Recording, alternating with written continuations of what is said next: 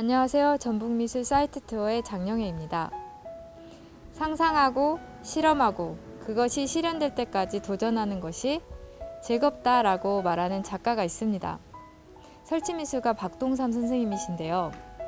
평면회화에서 설치미술까지 여러 가지 다양한 재료를 가지고 작업하시고 국내에서뿐만 아니라 해외에서도 여러 가지 도전을 계속하고 계시는 분이라고 합니다. 오늘 그 선생님의 작업실에 한번 찾아가 보겠습니다. 같이 가시죠. 안녕하세요, 선생님.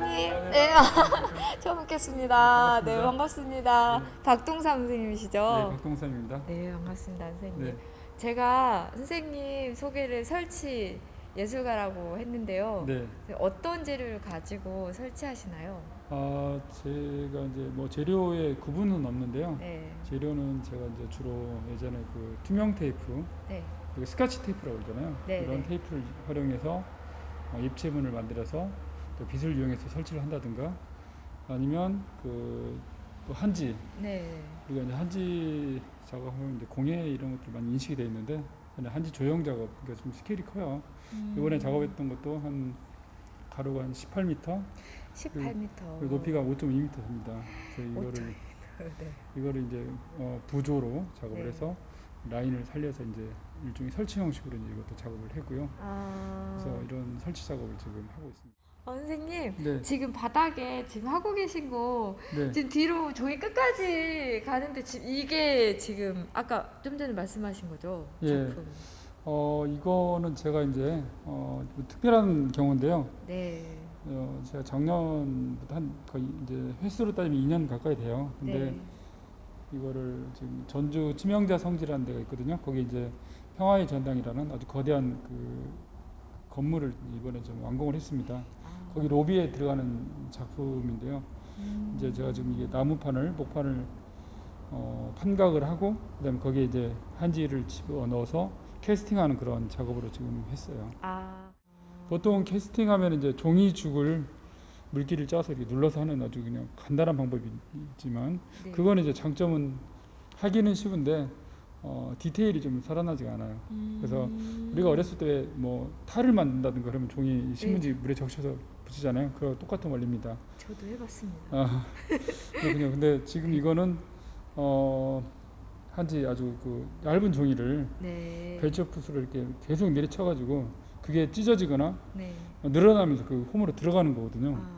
그래서 이제 억지로 막 들어가는 거죠. 그게 쌓여서 이제 이렇게 그 쌓여지다 보니까 한 개 두께감이 형성이 돼요. 네. 그게 이제 그대로 건조가 돼서 떠 나오는 반대쪽으로 나오는 거죠.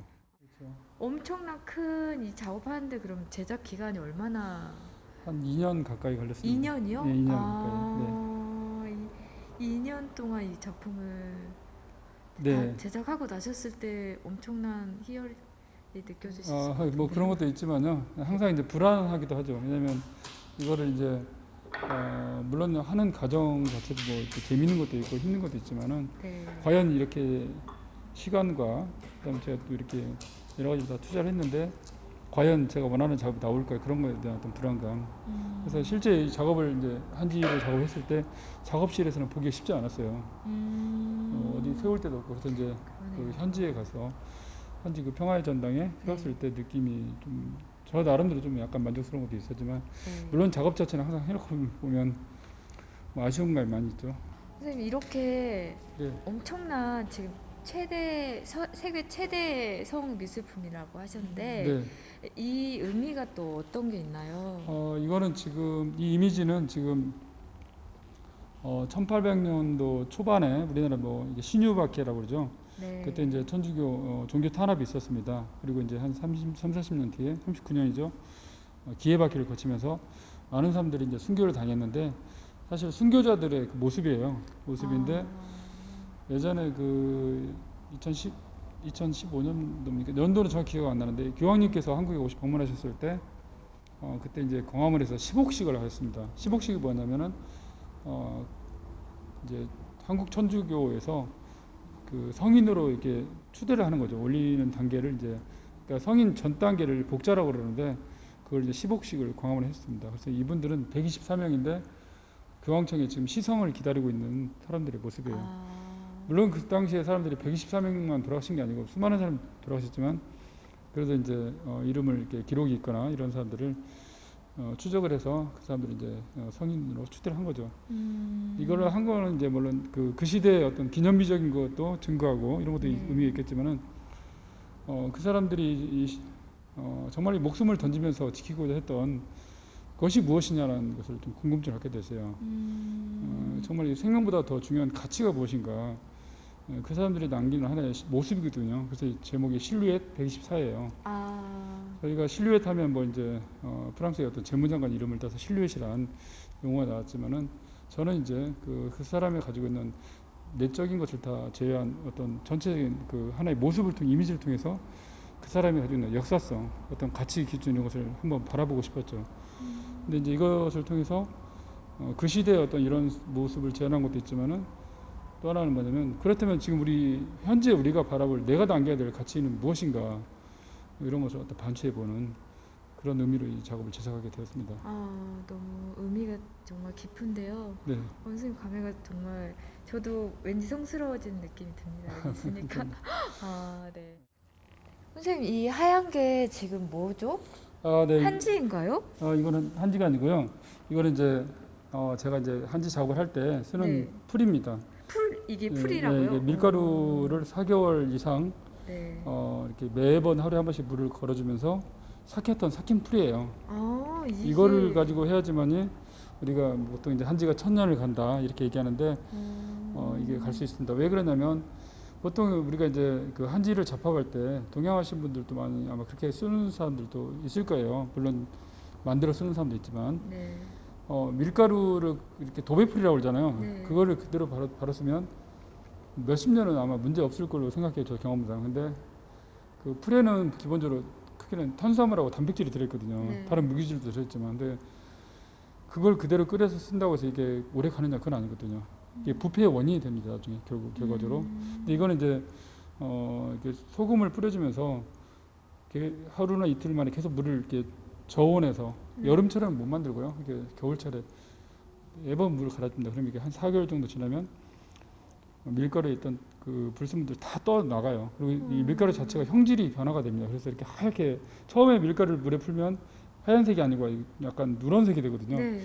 이렇게 하얗게 변하면서 아주 액기스만 남는 거죠. 이걸 이제 한 30분 정도 가열을 해서 풀과 이렇게 그러니까 한지와 접합해서 이제 써야지만이 우리가 보통 1000년을 간다 이렇게 얘기할 수 있어요. 예, 한지 어떤 의미가 있으신가요, 선생님? 네, 한지를 제가 이 재료가 갖는 의미는 처음에는 한지를 사용할 때 정말 느낌 좋다, 원활하고 좀 따뜻하다, 누구나 느낄 수 있는 그런 것이었거든요.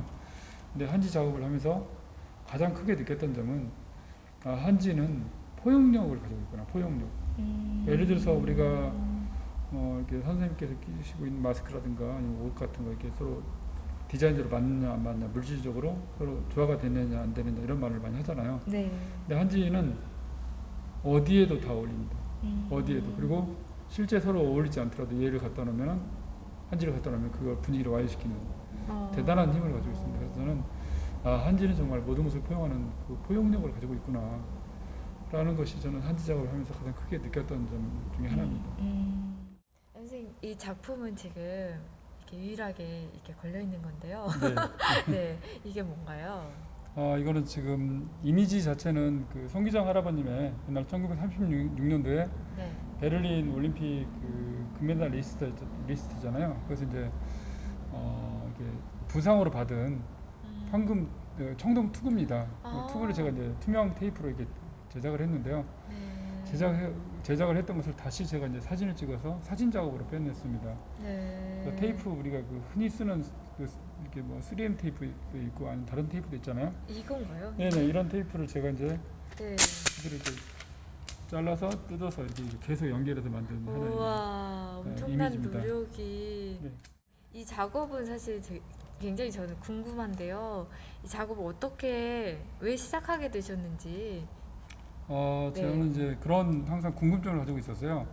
우리가 항상 사물을 접하잖아요. 뭐 사람 자체도 하나의 사물 중 하나죠. 근데 저게 저 사물이 가지고 있는 어떤 본래의 특성을 잃어버리고 투명하게 저걸 바라보면 어떡할까. 그러니까 그 소시르라는 어떤 기호학자가 기표와 기의로 이런 사물에 대한 의미를 구분을 시켜놨어요.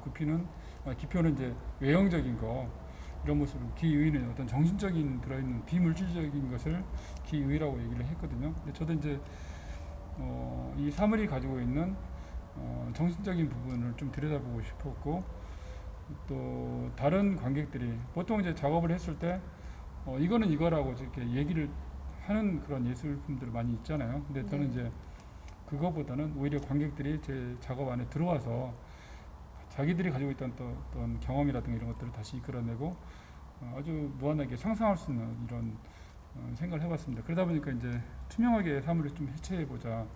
그래서 고민하던 중 이제 테이프가 떠올랐고, 이걸 통해서 이제 이게 뜯어서, 물론 이걸 말고도 뭐 아크릴을 이용한다든가 아니면 유리로 할 수도 있잖아요. 그렇다면 근데 그거는 좀 이렇게 텍스처가 안 나오더라고요.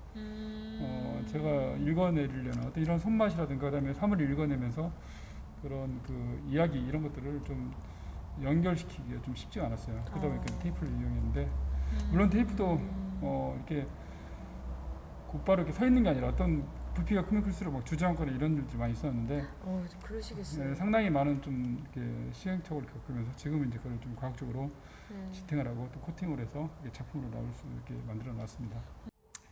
마지막으로 네.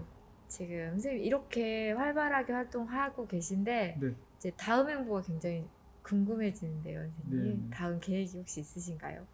예, 계획은 좀 많이 있습니다. 아직도 뭐 이렇게 좀 철이 들들어가지고 하고 싶은 게 너무 많은데 우선 제가 지금까지 한 30여 년 넘게 한지 작업을 해왔어요. 근데 네. 한지 하면 우리나라에서도 이제 공예 쪽에 많이 인식이 됐고, 사실 공예로부터 출발이 됐는데 저는 이제 한지 조형예술 쪽에 하고 있잖아요. 근데 네. 뭐랄까, 이 한지의 좀 아이콘이 될 만한 작업을 좀 해보고 싶어요. 그래서 이렇게 좀 규모가 작은 것은 아무래도 좀 이렇게 전달을 크게 받기가 느낌이 그렇게 크지는 않거든요. 그래서 좀 이렇게 물론 크다고 해서 모든 게 다 좋은 건 아니지만은 좀 한지 작업 스케일 있게 해서 이 작업을 좀 국내뿐만 아니라 국외로도 좀 많이 보여서 좀 이렇게 우리나라를 많이 알리고 싶습니다. 네. 한지는 그냥 전주의 한지가 아니라 네. 세계의 자산이에요, 제가 봤을 때는. 그래서 이런 것들을 특히나 지금 우리나라에서는 지금 한지 산업이 좀 많이 좀 쇠퇴하고 있는 상태거든요, 이렇게. 근데 오히려 유럽이나 이런 그 외국 다른 국가에서는 한지에 대한 붐이 좀 일어나고 있어요, 사실은. 예를 들어서 바티칸 고문서 같은 경우도 2년 전인가 이렇게 전주 한지가 들어간다고 이렇게 언론에 나왔잖아요. 네. 그런 문제, 그다음에 뭐 대형 박물관도 한지를 복원하고 이런 것들이 있는데, 사실 그 쓰임에 있어서는 아주 작지만은 저는 그런 생각이 가지고 있어요. 좀 더 그 작업적으로 좀 알려야겠다. 우리가 미술재료 사러 바티칸을 가지는 않잖아요. 네. 이태리를 가지는 않습니다. 왜냐하면 다 요즘은 직구로 얼마든지 살 수 있으니까. 하지만 그 작품을 직접 경험하고 싶어서 바티칸에 2시간 동안 줄 서서 보거든요. 저는 그런 작업을 전주에도 충분히 보일 수 있다고 생각합니다. 물론 제가 아직 많이 부족하지만은 불가능하지는 않다고 생각하고 있거든요. 그래서 한지로서 정말 이렇게 정말 한지의 성지가 전주가 좀 되도록 저도 노력을 해보고 싶습니다. 선생님이 그런 말씀 들으니까 네. 그려지면서 네. 가슴이 두근두근, 그런 날이 오면 어떨까라는 생각을 하면서 두근두근해지는 것 같아요. 그렇군요. 네, 많이 선생님의 이렇게 뭔가 힘을 많이 주십시오. 그런 미래가 펼쳐질 수 있게. 네. 네. 저도 최대한 노력을 많이 해서요. 네. 아직도 뭐 제가 이제 하고 싶은 것들이 많이 있기 때문에, 특히나 올해 지금 10월 30일 날 이태리 로마에서 네. G20 정상회담이 있거든요. 거기에 이제 또 네. 한지 대축제에 관련된 제가 초대 작가로 좀 이렇게 초대를 받았어요. 그래서 지금 준비를 하고 있는데, 네. 기존에 항상 예술이라는 게 그렇잖아요. 너무나 인식하고 있는 선을 좀 벗어나야 되는데, 새로움을 발견하고 또 그거를 관객들에게 제공할 수 있어야 된다고 생각합니다. 그래서 그런 부분에서 저는 한지 하면 왠지 좀 약간 진부하고 좀 오래된 듯한, 뭐 마치 한복과 비교하는 이런 것들이 있는데, 그게 좀 21세기에 그 이상을 뛰어넘는 되게 모던하고 또 이 시대에 새로운 한지 문화가, 저는 한지 조형예술이 나와야 된다고 생각하는 사람 중 한 명이에요. 그래서 이런 것들을 해외 시장에 알리고 그게 곧 결국은 한국을 알리는 거겠죠. 그래서 가서 좀 그분들의 좀 머리를 좀 고민스럽게 만들고 싶어요.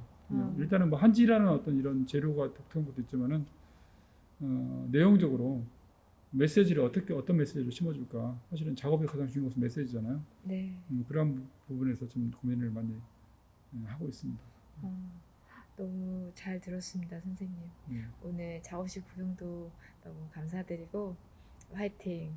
제가 응원하겠습니다. 저희 찾아주셔서 너무 감사드립니다. 네, 감사합니다. 고맙습니다. 지금까지 전북 도리미술관 전북미술 사이트 투어에 전주, 완주 용진읍에서 작업하시는 설치예술가 박동삼 선생님이셨습니다.